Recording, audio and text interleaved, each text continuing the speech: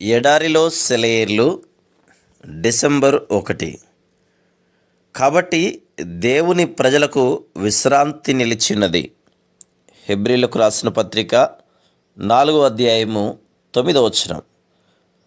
అన్ని దిక్కుల యందు వారికి విశ్రాంతి కలుగజేసెను.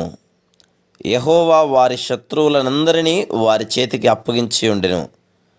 యెహోషువ గ్రంథం 21:44. ఆయన దీనులను రక్షణతో అలంకరించును. 149వ కీర్తన 4వ వచనం.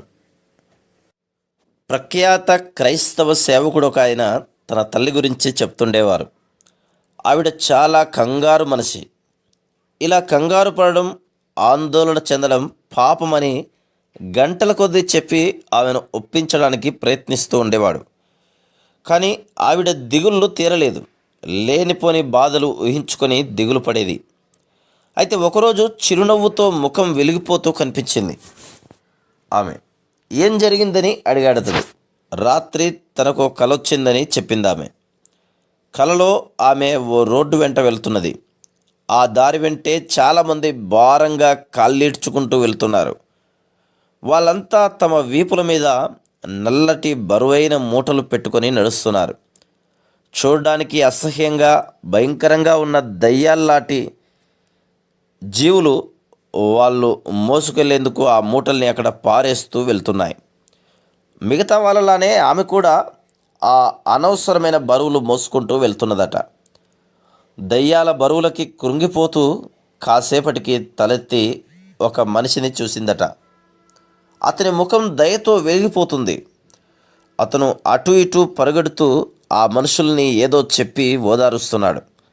చివరికి ఆమె దగ్గరికి కూడా వచ్చాడు. ఆయన తన రక్షకుడని ఆమె గ్రహించింది. తానెంత అలసిపోయానో ఆయనకు చెప్పింది.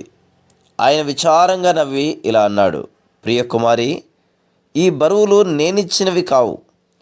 వీటి అవసరం నీకు లేదు. ఇవన్నీ దయ్యం ఇచ్చిన బరువులు. అవి నీ ప్రాణాలు తోడేస్తున్నాయి.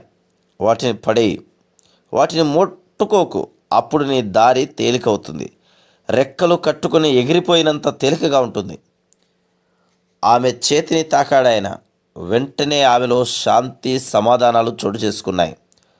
ఆ బరువుల్ని నేలకి విసిరిగొట్టి సంతోషంతో కృతజ్ఞతతో ఆయన పాదాల మీద పడబోతుండగా ఆమెకి మెలకువ వచ్చిందట.